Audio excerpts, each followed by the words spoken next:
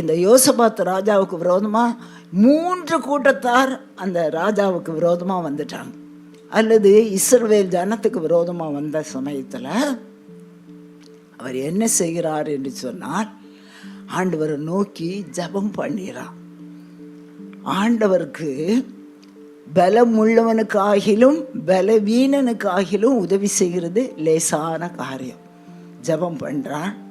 ஆண்டவர் சொல்கிறாரு, இந்த யுத்தம் கர்த்தருடையது, ஆகையால் நீங்கள் யுத்தம் பண்ண வேண்டாம்.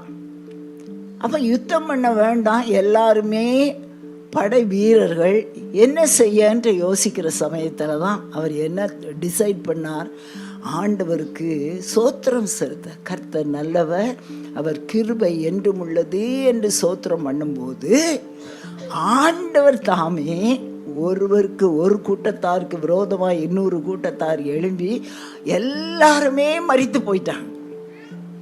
அந்த 4 நாட்களும் 3 நாட்களும் எல்லா கொள்ளை பொருளையும் சேர்த்தாங்க.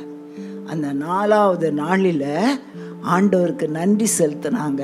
அந்த இடத்துக்கு தான் பேர் எழுது பெராக்கா. ஹல்லேலூயா. நம்ம வாழ்க்கையில் யுத்தம் பண்ணுகிற ஆண்டவர், நம்முடைய வாழ்க்கையில் நமக்காக உதவி செய்கிற ஆண்டவர். அவரை நோக்கி கூப்பிடும்போது ஆண்டவர் சொல்லியிருக்கிறார், என்னை நோக்கி கூப்பிடு, நான் உனக்கு பதில் கொடுத்து நீ அறியாததும் எட்டாததுமான பெரிய காரியத்தை செய்வேன்.